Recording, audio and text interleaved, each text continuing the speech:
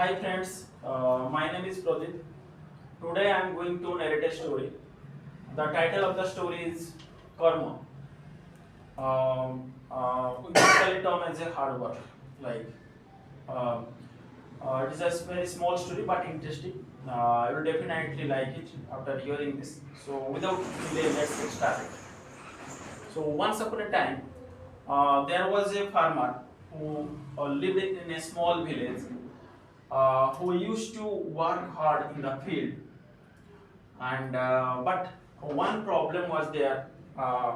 He did not have enough water to irrigate the crops.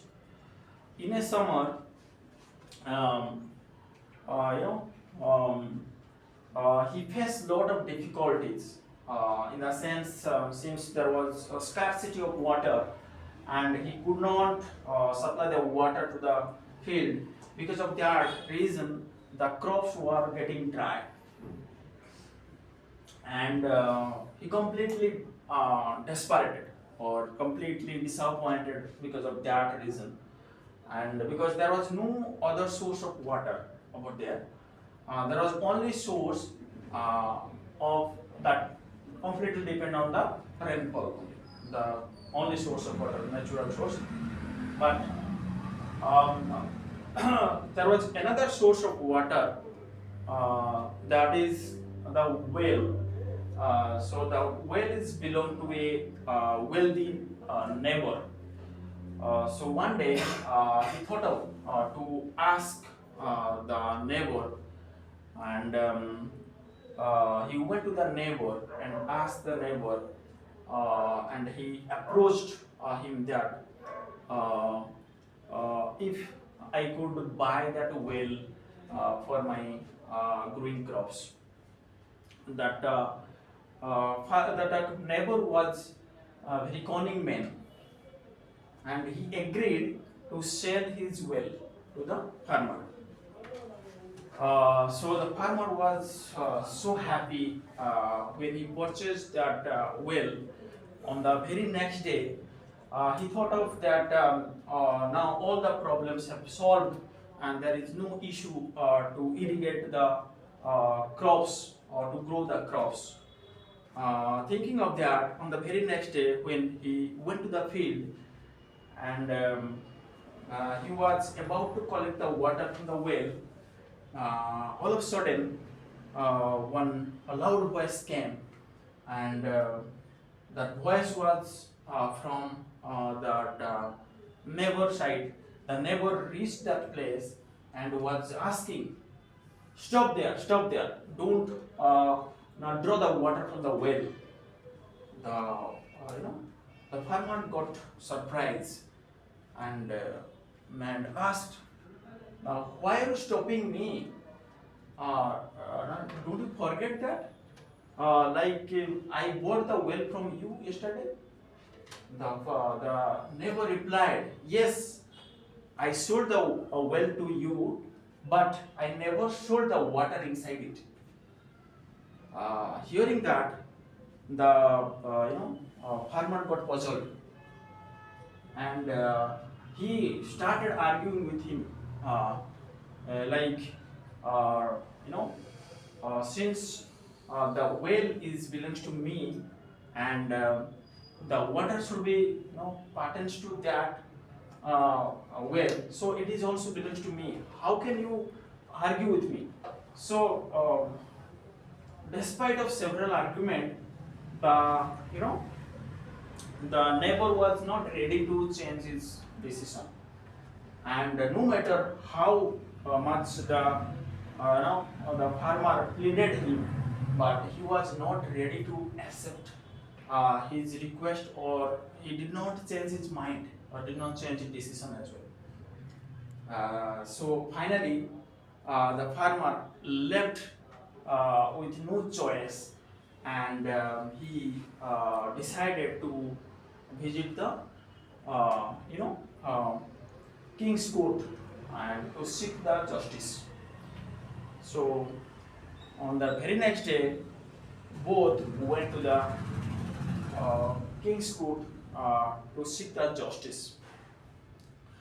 And both explained everything to the king. The king was known for his, kindness and the sense of good sense of justice. The king listened carefully everything, and after hearing that conversation from both the side, he also got puzzled. He could not decide who is the right in these situations.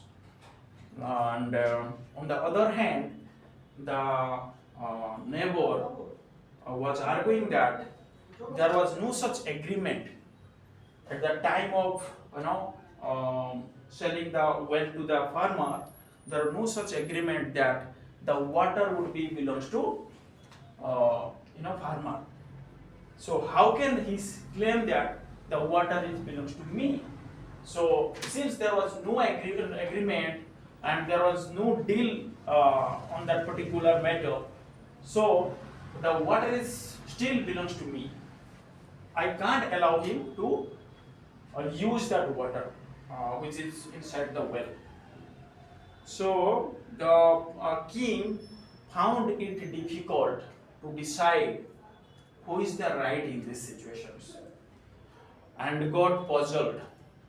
So he called upon one of the wisest minister in the palace. So the wise minister arrived at that place and understood the situations. Now the wise minister asked one question to the neighbor, that you already sold that well to the farmer, but you are still claiming that water is pertains to you. How do you justify? So reply to that minister question. Now the neighbor said that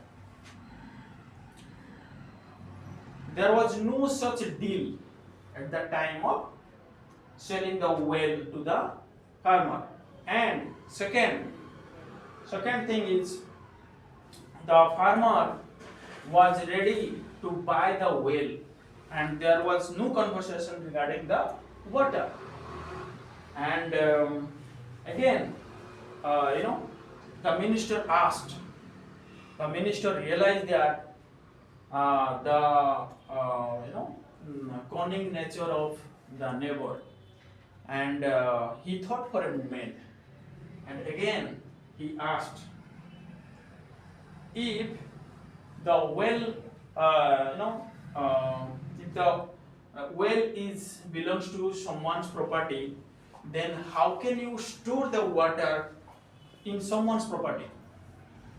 And since you no longer owns the well, so you have no right to store or keep the water inside it in someone's property, right? So saying that, the minister again justified that now there are two solutions. What? First solution is, either you can remove the entire water, all the water out from the well, or you can pay rent to the farmer every day to keep the water inside it. So now, hearing that, the neighbor got disappointed and he got shocked, and his face turned, his face turned in pale, faded, you can say. Now he realized that his own tricks has backfired now.